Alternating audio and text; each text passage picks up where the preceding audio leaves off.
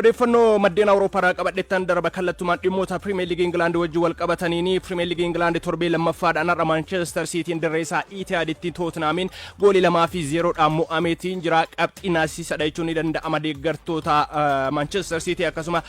Pep Guardiola dhaaf qabxiin har'a galmaa'e kuni taphni kun guyyaa 8 fi daqiiqaa 30 irraa jalqabuun kan inni Etihaditti taphatame daqiiqaawwan muraasan dura xumurame taphicha Tottenham Hotspur Etihaditti Manchester City goolii 2-1 mo'atanii jiru boqonnaadhaan dura goolii Bernard Johnson akkasuma Joe Palhinaan galchaniini taphicha Tottenham Hotspur goolii 2-0 dhaan Manchester City kan mo'ate tapha boqonnaa dura kanaani dogoggorri goolii eega Manchester City James Trafford olaanaadha kan ture qindoominni taphattoonni sarrattisaa jidduu waliin mul'isaatiin turanillee hangas mara gaaliin ture keessattuu goolii Joe Palhinaan galchee fi dogoggorri goolii eegan kilabichaa hojjete garicha gatii kaffalchiiseetiin jira Ederson Moraes teessoo jirarra ture kan taphicha daawwachaatiin ture Pep Guardiola taphichaan garuu James Trusha goolii egaa kana filatanii gara dirree seenuun isaanii gatii waan isaan kaffalchiisedha kan fakkaatu gooliin jalqabaa Bernard Johnson galche Richarlison haala mijeessee kan kennee fi offside jedhame haqameeti kan ture boodarra garuu vaariin ilaalame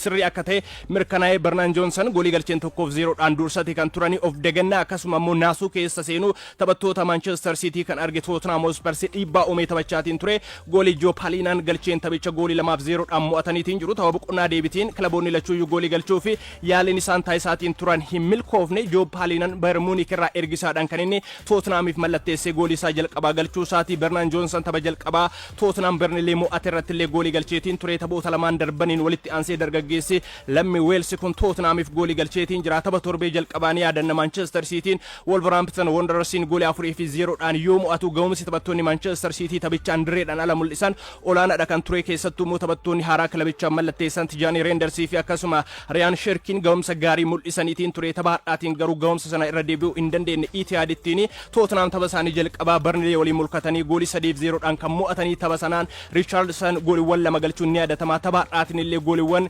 Bernard Johnson akkasuma Palhinaan galchi keessatti taphataan kun kallattiidhaan hirmaateetiin jira dhiibbaa uumee gara fuulduraatti ni deemu taphattoota ittisa Manchester City rakkisaatii kan ture kanas ta'e garuu Tottenham tapha har'aa kanarraa qabxii 3 fi goolii 2 qulqulluu qabatee bayeetiin jira Manchester Cityin garuu riikaardiin isaan Tottenham wajjin qaban gadi aanaa riikaardii qaban kana kan itti fufsiisanidha jechuun ni danda'ama Manchester Cityin Premier League Englandiin bara dorgommii 2025 tapha jalqabaa ture har'a istaadiyeemii isaa Etihaditti taphachuun kan inni mo'amee imala dirree isaatirratti kan inni mo'amuudhaan jalqabe Manchester Cityin taphoota 5 walitti aansuudhaan istaadiyeemii Etihadittiin Tottenham Hotspursin simatee galchiiwwan 2 fi sanaa ol keessummeessee kun ammoo waggoota 25 booda ta'uudhaan riikaardii ta'uudhaan galmaa'eetiin jira isaan Manchester City Pep Guardiolaan kilabii isaanii si'a 10 mo'ameetiin jira Tottenham Hotspursin dorgommiilee hundaanii kanaan dura Liverpool ture taphoota 10 Pep Guardiolaan Manchester City dursa faallaa Liverpool ta'anii Liverpoolin kan isaan mo'amaniitiin turanii kanaan dura taphoota 9 injifateetiin ture Tottenham dorgommiilee hundaan Manchester Cityin gaafa Pep Guardiola dhalleenjuu har'a garuu taphoota 10 mo'achuudhaan dorgommiilee hundaan riikaardii kanaan qixxaateetiin jira kan Liverpoolin jechuudha sana qofaa mootii Premier League Englandin Tottenham Hotspur garee Pep Guardiola si'a 8 injifachuudhaan illee riikaardii gaarii qabaachuu isaanii agarsiisaniitiin jiru Etihaditti immoo walitti aansanii waggoota lamaan darban kana Manchester City mo'achuudhaan Tottenham Hotspur riikaardii gaariidha kan isaan qabanii deeggartoonni Tottenham illee tapha har'aa kanaan sagaleen isaan dhageessaatiin turan irra deebiidhaan isin injifanneetiin jira jechuun haalli isaan garee Manchester City ittiin qeeqaatiin yookaan immoo jechaan qoccolaatiin turan mul'ateetiin jira leenjisaan kilabichaa Thomas Frank leenjisaa kilaboota garaagaraa dursaa Pep Guardiola injifatan ta'aniitiin jiru kanaan dura leenjistoonni kanneen akka Antonio Conte Jose Mourinho kilaboota lama wajjin Pep Guardiola mo'ataniitiin turanii Brentford leenjisaa fi Tottenham leenjisaa Thomas Frankes injifannoo kana qoodatanii riikaardii kana dura leenjisoota lamaan kanaan qabameetiin ture kan isaan qoodatanii galchii osoo hin keessummeessin qabxiiwwan 6 galmeessuu fi galchiiwwan 5 lakkoofsiidhaan Premier League England dursee Tottenham Hotspur amma dursurattiin kan argamu qabxii 6 walitti qabateetiin jira goolii qulqulluu 5 kan qabu liigichaanii Richarlison immoo taphoota jalqabaa lamaan kanaan ga'umsi inni mul'isee abdachiisadha jenneetiin kaasuu dandeenya kanas ta'e garuu Manchester Cityin tapha taphadhaa kanaan oduun aagaa maalidha yoo jettan kabajamtoota dhaggeeffattoota keenya Ruriin baatii 10 booda jijjiiramee gara dirree seenee har'a Premier League Englandiin taphasaa jalqabaa taphateetiin jira. Taphataan badhaasa Baalaandoor injifate kun bara dorgommii darbee miidhamni isa mudachuun isaanii yaadatamaa bara dorgommii guutuu bara darbee Manchester City hin tajaajile jechuun danda'ama. Taphataan kun baatii 10 miidhamarra kan ture miidhama sanarraa bayyanatee deebi'ee taphaadhaatiin garee Pep Guardiola Manchester City tajaajileetiin jira. Pep dursaniitillee yaada kennaniiti kan isaan turan bari dorgommii kun osoo hin eegaliniin dura taphoota jalqabaa 3-4 ga'umsa Manchester Cityin kanaan dura ittiin beekamu arguu baachuu dandeessu rakkachuu dandeenya jedhaniiti kan isaan jiranii. Tapha jalqabaatiin garuu qabxiin isaan galmeessan sana hin fakkaatu ture. Taphaadhaatiin garuu Manchester Cityin garee rakkatu ta'uu isaa argineetiin jira. Tijaanii Reenders ga'umsi tapha jalqabaatiin mul'ise gaarii ture. Har'a sarara jidduu irratti taphataan kun liqinfameetiin jira. Taphattoota Tottenham Hotspursiin Manchester Cityin waggoota arfan bara dorgommii darbeen dura walitti aansee shaampiyoonii liigichaa gaafa ta'u ga'umsi mul'isaatiin ture olaanaa ture. Haalli taphattoota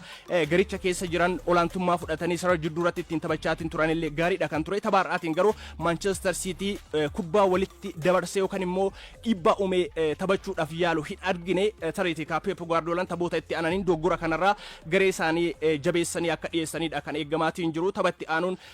Brighton wajjin kan isaan morkatan Manchester Cityin Bournemouth wajjin markata Tottenham Hotspur taphoota lama walitti aansee garuu bara dorgommii egaa Ange Postecoglou bara dorgommii 2021 taphoota baniinsaa kan Premier League England lama walitti aansee injifateen booda Tottenham Hotspur Thomas Frankin jalatti injifannoo kana irra deebi'eetiin jira. Premier League England kanaan sa'aatii 11 irraa eegaluun taphoonni 3 taphatamaati kan jiranii. Tapha Bournemouth fi Wolverhampton Wanderersiin walitti fideen taphicha Bournemouth goolii 1-0 dhaan dursuurratti kan hin argamu. Taphni kun daqiiqaa 39 irra ga'eetiin jira. Taverner daqiiqaa 4 irratti goolii galcheen taphicha Bournemouth goolii 1-0 dhaan kan dursaatiin jiru. Akkasuma Brentford fi Aston Villaanis kan waliin morkachaatiin jiranii daqiiqaa 12 irratti Dango Otaraan goolii galcheen Brentford taphicha goolii 1-0 dhaan dursuurratti kan argamu. Taphataan kun taphataa haaraa kilabichaan mallatteessedha. Yeroo jalqabaa firiiree gara dirree seenee goolii jalqabaa kilabichaaf galcheetiin jira. Burnley fi akkasuma Sunderland waliin morkataatiin jiru. Saa 11 irraa eegaluudhani taphni kun daqiiqaa 38 irra qaqqabeetiin jira. Hanga ammaatti garuu goolii osoo hin keessummeessinii kan jiru. Tapha Bournemouth Brentford wajjin wal qabatee Yooni Wiisan taphaadhaatillee garicha hin tajaajille tariitii jiran taphataan kun gara kilaboota biroo ittiin deemuu danda'amoo kan jedhu ni eeggamaa. Galgala saa tokkoo fi daqiiqaa 30 irraa jalqabuun garuu Emireetittiin morkiin Arsenaal fi Leeds United Premier League England torbee lammaffaadhaan walitti fidu xiyyeeffannoodhaan eeggamaatiin jira. Keessattuu Arsenaal kaleessan dura irraa eegalee Ebresh Eze taphaticha mallatteessifachuudhaaf guutumaan guututti waliigaltee irra ga'uunsaa ni yaadatama. Taphichi osoo eegaliin daqiiqaa 10 dura taphataa kana mallatteessifachuu ifoomsuu fi kan eeggamaatiin jiru. Arsenaal tapha isaanii jalqabaa ni yaadanna. Manchester United wajjin gara Old Trafford deemanii goolii 1-0 dhaan mo'achuun ni yaadatama. Garee Mikel Arteta Arsenaal taphaadhaatiin injifannoo eegalan kana itti fufsiisuuf eeggamaatiin kan jiru. Keessattuu immoo tapha jalqabaatiin ga'umsi Arsenaal sochiin isaan dirree keessatti mul'isaatiin turan gaarii hin turre. Qabxii 3 fi goolii 1 qabatanii deebi'uun isaanii injifannoo akka ta'u taasise malee taphichaan garuu dhiibbaawwan taphattoota Manchester United taasisaatiin turan goolii eegaa akkasuma taphattoota irratti isaa kilabichaati kan qolataatiin ture. Taphaadhaatiin garuu Leeds United irratti ga'umsa gaarii mul'isna jedhanii taphattoonni garichaa dhaadachaati kan turanii ga'umsa akkamii mul'isu kan jedhu saa tokkoo fi daqiiqaa 30 irraa eegaluun taphatamuun kan deebii argatudha kan ta'u. Leeds United garuu tapha isaa jalqabaa Daniel Frankin kan leenjuu kilabicha Everton goolii 1-0 dhaan mo'atanii isaanillee liigicha injifannoodhaan kan jalqabanii. Premier League Englandiin ala dorgommiilee hundaan taphoota 111 kilaboonni kunniin lama kan waliin taphatanii. Arsenaal taphoota 47 Leeds United injifachuun olaantummaa qaba. Leeds United ammoo taphoota 38 kan Arsenaal injifatee taphoota hafan 26 qixaan goolabaniitiin jiru. Har'a si'a 112ffaadhaaf kan waliin morkatanii. Arsenaal taphoota 14 darban Leeds United waliin taphateen garuu hin mo'amne. Riikaardii gaarii qabu kana itti fufsiisaa fi kan eeggamaatiin jiru. Taphoota 12 injifatee taphoota 2 qixa baheetiin jira. Injifannoo kana dargaggoonni Mikel Arteta itti fufsiisuuf eeggamaatiin kan jiru. Kanas ta'e san garuu taphaadhaatiin Victor Yokeresh akkaawuntii goolii isaa saaqataa fi kan eeggamaatiin jiru. Ga'umsinni